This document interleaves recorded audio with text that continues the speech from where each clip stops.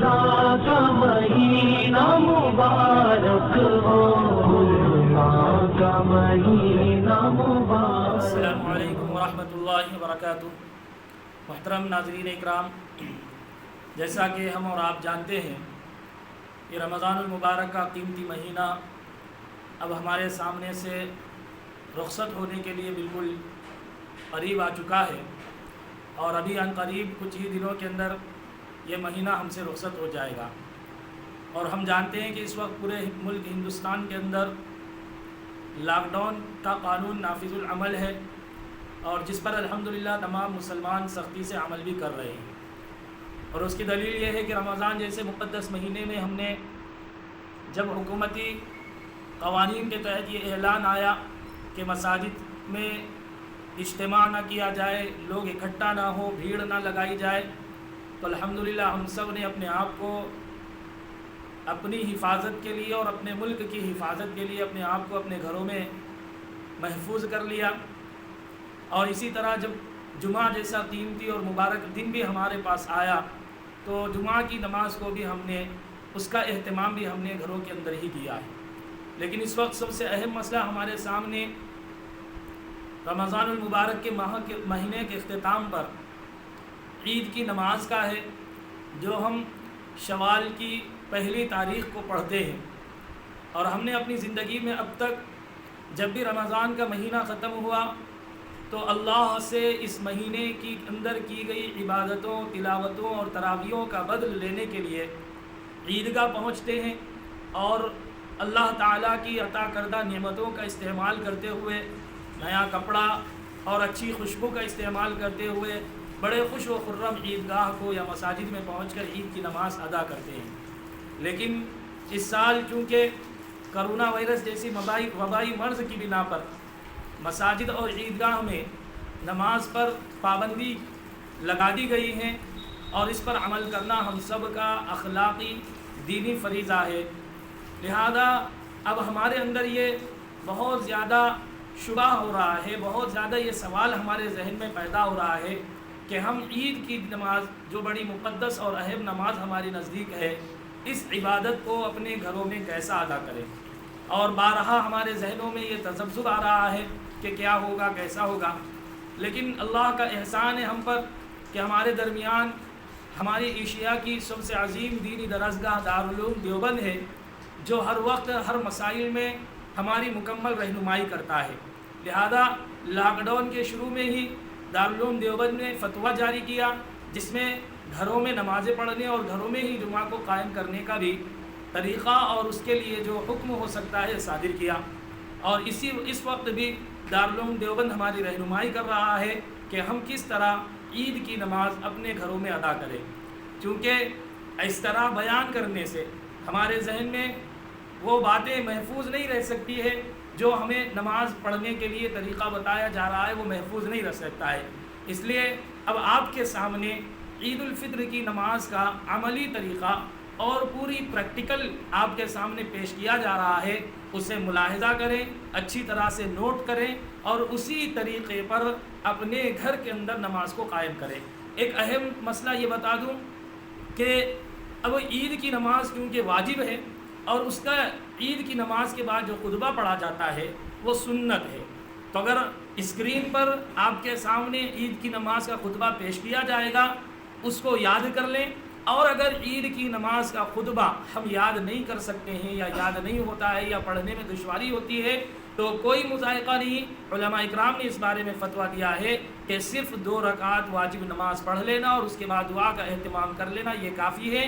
اور عید کی نماز کا خطبہ چونکہ سنت ہے اور سنت ہونے کی وجہ سے اسے چھوڑنے کا جواز علماء کی طرف سے ہمیں ملتا ہے۔ لہذا اگر خطبہ پڑھنے کی کوئی ممکن صورت نظر نہیں آتی ہے تو ہم صرف نماز پڑھ لیں۔ لہذا آئیے اب آپ کے سامنے عید کی نماز کا پورا طریقہ پیش کیا جائے۔ ہم نماز کی نیت ڈالیں گے کہ 2 رکعت عید الفطر کی واجب نماز پڑھتا ہوں 6 زائد تکبیرات کے ساتھ، واسطے اللہ کے رخ میرا قبلے کی طرف۔ اور اگر ہم امام کے پیچھے پڑھ رہے ہیں تو پیچھے اس امام کے کہیں گے، تکبیر تحریمہ کہیں گے اللہ اکبر۔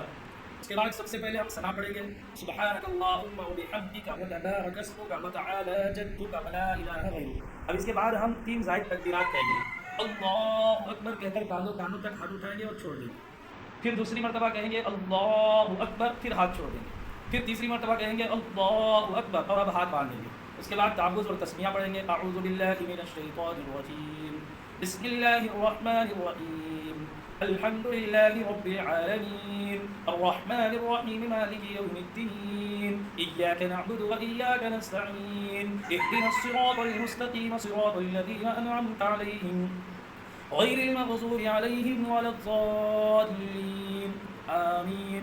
بسم اللہ الرحمن الرحیم، الم تر کیف فعل ربک باصحاب الفیل، الم یجعل کیدهم فی تضلیل، وارسل علیہم طیرا ابابیل ترمیہم بحجارۃ من سجیل فجعلهم كعصف مأکول. اللہ اکبر. سبحان ربی العظیم، سبحان ربی العظیم، سبحان ربی العظیم، سمع اللہ لمن حمدہ، ربنا لك الحمد.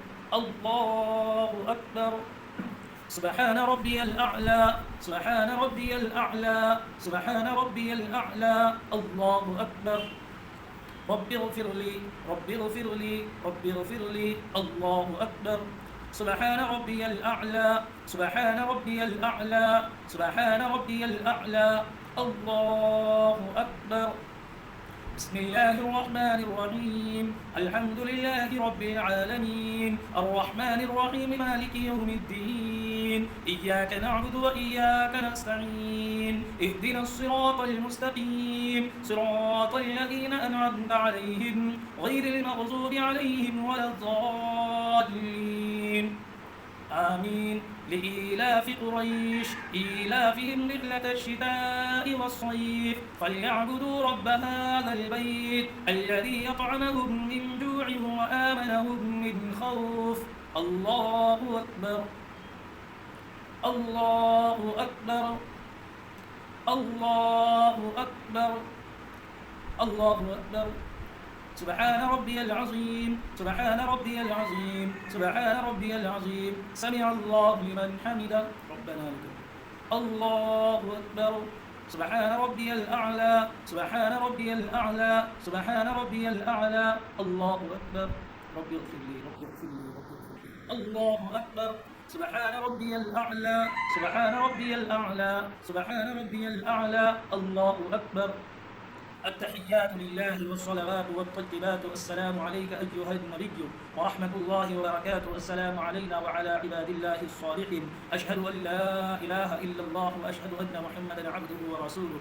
اللهم صل على محمد وعلى آل محمد كما صليت على إبراهيم وعلى آل إبراهيم إنك حميد مجيد. اللهم بارك على محمد وعلى آل محمد كما باركت على إبراهيم وعلى آل إبراهيم إنك حميد مجيد. اللهم إني ظلمت نفسي ظلما كثيرا ولا يغفر الذنوب إلا أنت فاغفر لي مغفرة من عندك وارحمني إنك أنت الغفور الرحيم.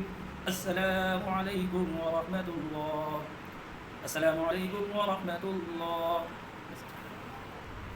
نماز کا عمل مکمل ہونے کے بعد ہم دعا کریں گے، اور یہ یاد رکھیں کہ یہی دعا سب سے اہم ہوتی ہے. خطبے کے بعد کوئی دعا نہیں ہوگی، اور جتنا ہو سکے اللہ سے مانگے، اور یہ لینے کا وقت ہے. تو اس طرح ہماری دعا ختم ہوئی. سبحان ربک رب العزۃ عما یصفون وسلام علی المرسلین. اور یہ بات یاد رکھیں کہ دعا کے بعد فوراً خطبہ ہوگا، اس لیے کہ عید کی نماز میں کوئی اذان نہیں ہوتی ہے اور نہ ہی اقامت ہوتی ہے، نہ اذان ثانی. اب آپ یہاں کیونکہ ہمارے گھروں میں ممبر نہیں ہوتا ہے تو ایک کرسی ہم رکھ لیں اور پہلے کرسی کے سامنے ایسے کھڑے رہیں، اور ہم اپنے اعتبار سے جو اسکرین پر ابھی آپ کو خطبہ پیش کیا جا رہا ہے اس خطبے کو مختصر ہے وہ یاد کر لیں عید تک.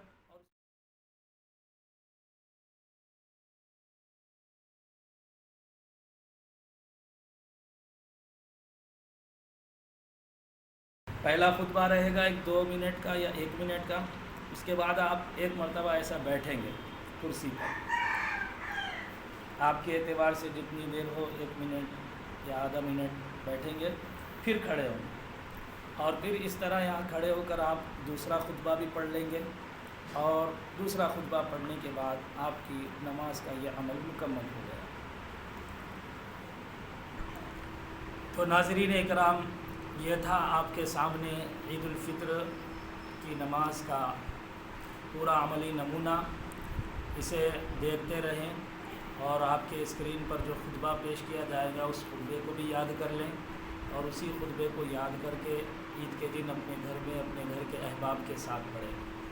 اس سلسلے میں اگر آپ کو مزید کوئی اور مسئلہ درپیش ہوتا ہے یا کوئی اور سوال آپ کے ذہن میں آتے ہیں تو اسکرین پر علماء اکرام کے نمبرات پیش کیے جائیں گے، ان نمبرات پر آپ رابطہ کر کے ان سے باضابطہ اپنے مسائل کا حل لے سکتے ہیں، اور علماء اکرام انشاءاللہ آپ کی مکمل رہنمائی کریں گے۔